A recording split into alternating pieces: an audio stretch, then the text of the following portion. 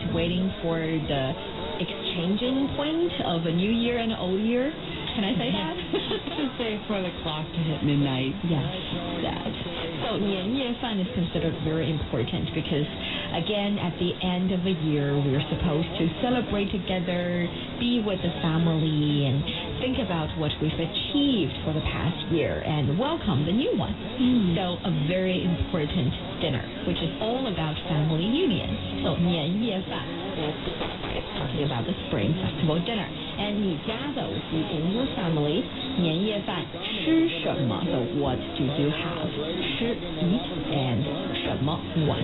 我们会全家人一起包饺子吃饺子。你呢？ Our whole family will make dumplings together and eat dumplings. How about you? 我们会 we would 全家人 whole family 一起 together 包饺子 make dumplings 吃饺子 eat dumplings. 你呢？ How about you? 全家人 全 here, what does that exactly mean? 全 would be entire or whole. Whole. So 家人 the family, 一起 together 包饺子, and this 包饺子 is very important during the Spring Festival, right? So 包饺子 is make dumpling because I think dumplings, when we say dumpling, you think about the kind of food that has a wrap out there and some fillings inside, but actually Chinese dumpling is a very specific kind of food. The wrapper needs to be made by flour, and inside the filling needs to be salty. Okay, and usually it's pork. It's usually pork or lamb. I think for some family they also have veggie soup, veggie Chinese dumplings. And the filling of China depends on where you are in China, doesn't it? So you're more likely to have something like pork dumpling in the north, lamb dumpling, maybe something vegetarian in the south. It changes. It changes according to different families, not different families. Usually in my family we make pork, we make lamb, and also we have some veggie ones. But I do know some, like the neighbor next door, they have shrimp dumplings, and some people have pumpkin dumplings with pumpkin with meat in it as well. It's just different families have their traditions. Maybe I'll start my own tradition. Me too. I'm trying to explore different flavor of 饺子 dumplings. So getting back to the 包饺子, 包 actually means to kind of wrap it, right? So it doesn't necessarily mean 做饺子 to make it. But 包饺子, does that indicate you're also making the inside and the wrapper and rolling the dough? Yes. So we say 包饺子 because the action was universal for everyone. If you really want to make Chinese dumpling, you need the wrapping process. So 包 would be an absolute necessity in the procedure of making the dumplings, and that is why we use 包 being more specific. I see. And then 吃饺子, so eating dumplings. Nina, and you? 我家也一样，而且每年都要吃鱼。 It's the same as your family, and we eat fish every year. I think that's most families actually, isn't it? Yes, it is. So 我家 my family 也一样 also the same, 而且 also moreover 每年 every year 都要吃鱼. You can see fish on the table every year. Yeah, 每年 every year. 都 does that mean like always? All. Yeah, all 要吃鱼.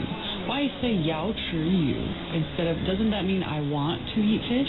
It can mean I want to eat fish, but in this context, it can also mean it has to have fish. Okay, so you can also use it as have to, yes. Or definitely am about to. So this is why when I give my friend a message, when I'm going to be late, maybe I'm on the way somewhere and I need to tell her I'm going to be 5 minutes late. Exactly. 迟到了.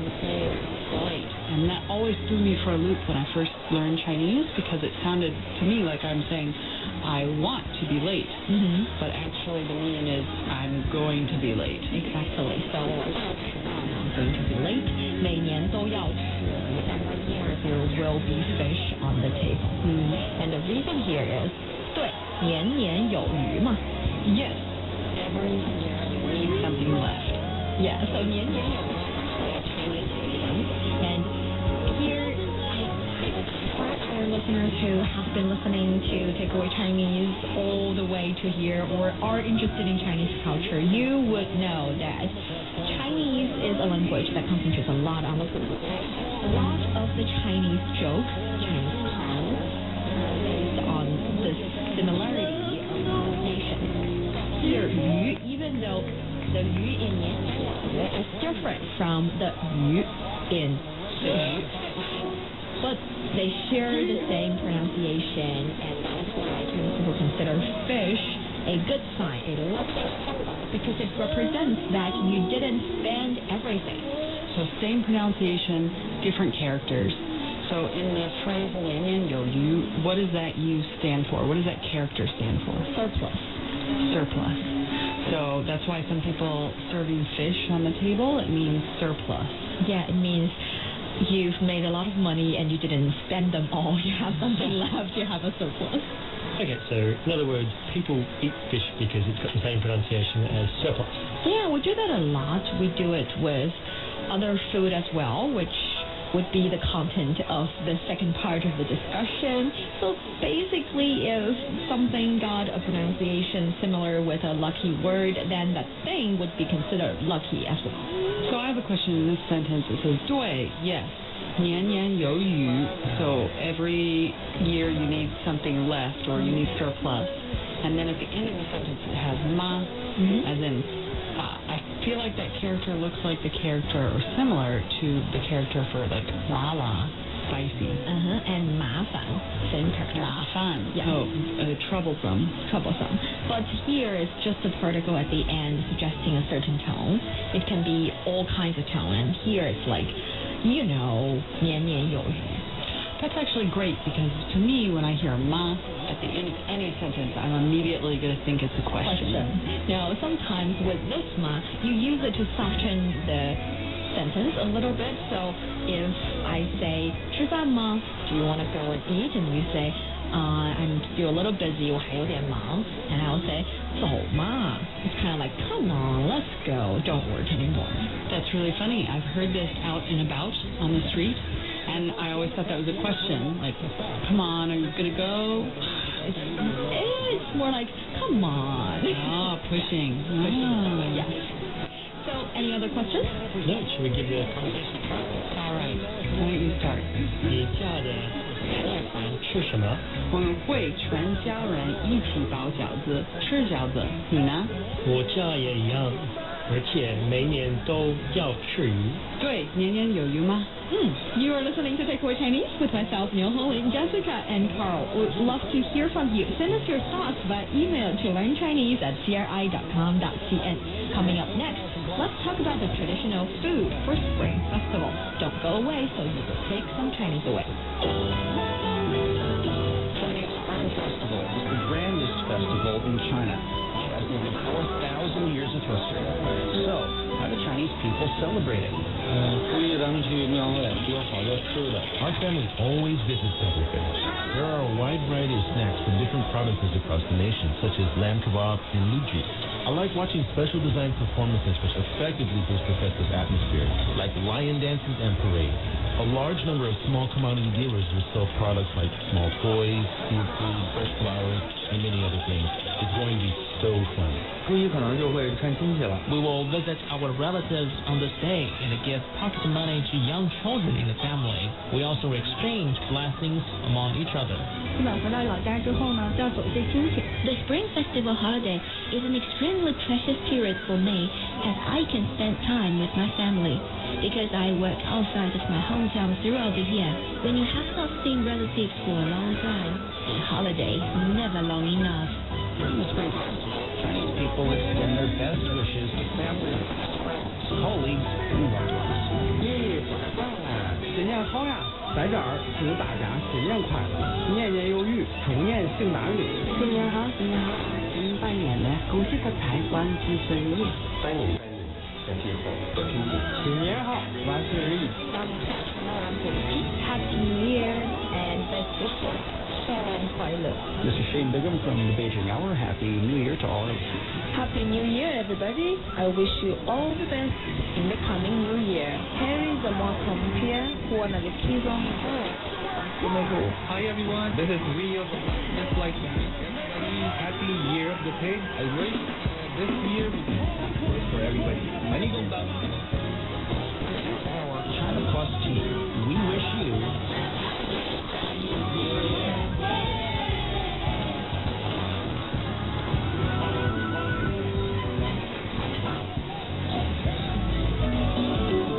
language tips. All you need to learn about Chinese culture and have fun. Welcome back to Takeaway Chinese. I'm Yang Hong, joined by Carl and Jessica. So, typical food in festival period.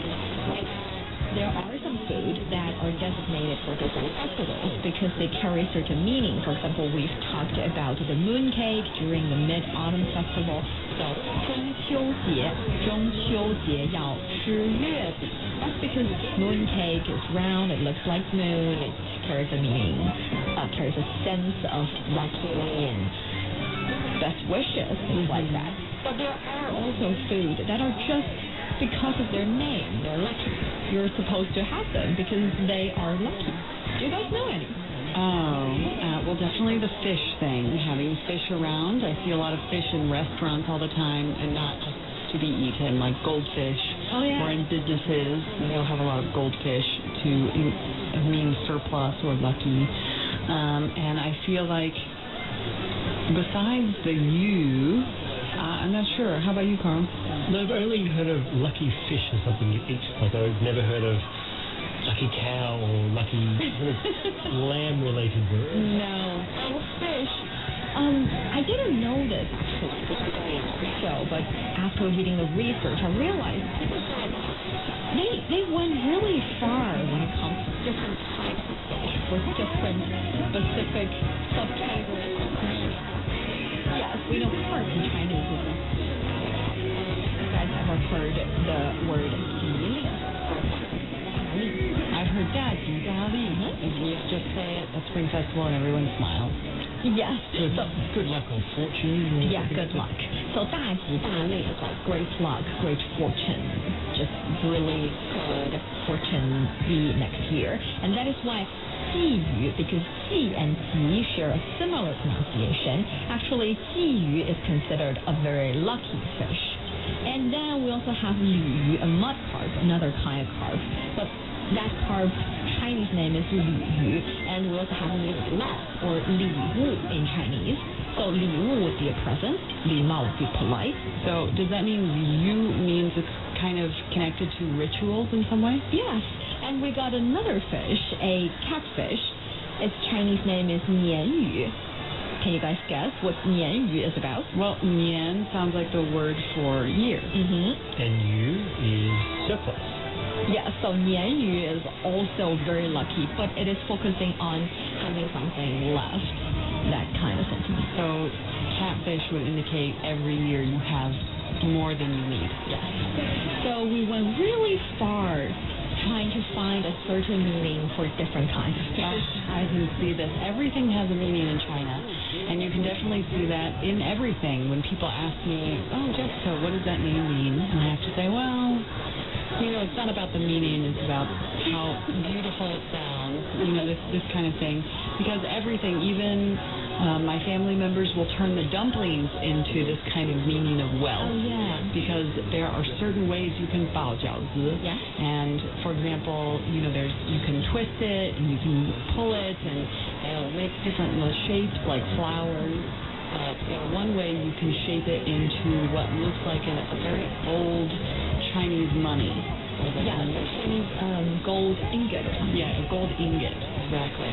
So with that shape, people would consider in that jiaozi, in that Chinese dumpling, there are so much money or symbol of money in it. So it's also a symbol of good wealth for the next year. And on that note, Chunjar is also something that people like during festive times. Chunjar would be the spring roll. Have you guys tried any spring rolls? You know, it's funny because I always thought spring rolls were like an American Chinese food, because when I moved to China, I moved to northern China, where I've never seen a spring roll except a few times in Beijing. But actually, it's a very, very common food in the south, right? True, it's a common food in the south and in the east as well. Yes, those fried spring rolls are very delicious in southern China and throughout Vietnam, and I think they also have a meaning in Chinese, right? They always do. Okay, so the fillings are wrapped in thin dough wrappers, and when they're fried, the spring roll are given their golden yellow color. And golden is considered a lucky color in China as well. So we would like to thank spring rolls. You wrap all the good luck in it and then fry it into golden color. So really good food, tasty and so it actually translates to spring roll. Yes. In a roll or a wrap. Twin jar or twin jar. Twin jar.